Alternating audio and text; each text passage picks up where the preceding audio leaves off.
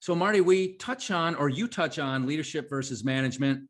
And this is an age old discussion in the workplace. And what I've discovered is most leaders still don't really understand the distinction between the two and the importance of treating leadership very different than management. Can you discuss that a little bit? Yes, touchy subject. It's kind of like the nature nurture debate about leadership.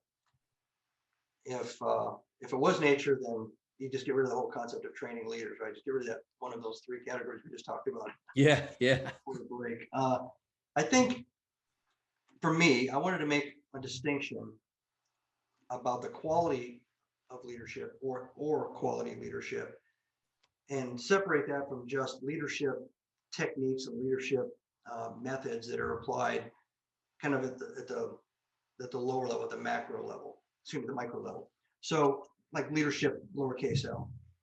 I think most leaders, good leaders, can manage.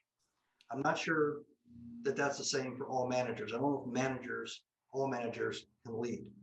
There are techniques and there's that middle gray area between leading uppercase L that you and I tend to talk to people about, the bigger picture macro kind of things. How do you move the needle? How do you inspire a team? How do you get one high performance individual to go to the next level? How do you, like we were talking about before, how do you get somebody who's in a slump to get out of the slump and continue to be a part of the greater good and the cooperative success?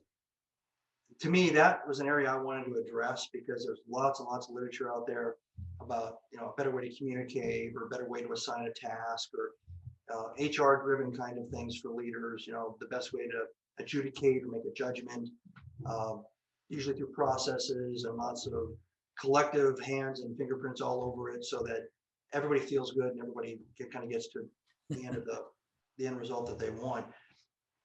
So to me, management it's a noble thing. I manage things and I'm a leader, and I've been a manager who was a leader, didn't have any authority to lead.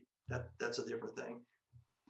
You see, if you see the right thing to do, big picture, but you don't have the authority to say anything or do anything about it because you're at a level that's just not asked of you yet. I think that if you take what I have in the book to heart, I think everybody at every leadership position can lead both in a larger picture way and also uppercase L, and also in a kind of micro interaction way, the lowercase l.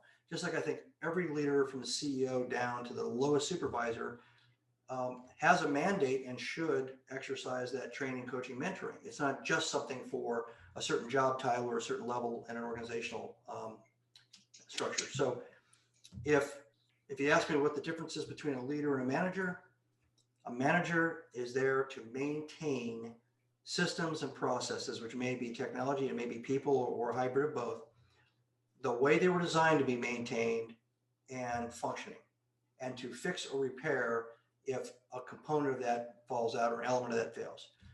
A true leader, is there for when all those things I just mentioned don't apply. So we talked about Black Swan. That's usually you realize I've got the wrong product, I've got the wrong advertising, I've got the wrong people for what just hit me. Look what happened to the SEALs and EOD, Navy, right? 9/11 hits. We don't have enough Green Berets. This war is going to be in the middle of the mountains, in the Hindu Kush, in the desert. So what do? They send guys like you and my former brothers who are sailors and water guys, and they send us up into the mountains and what we all call affectionately the sandbox for the next 15 years.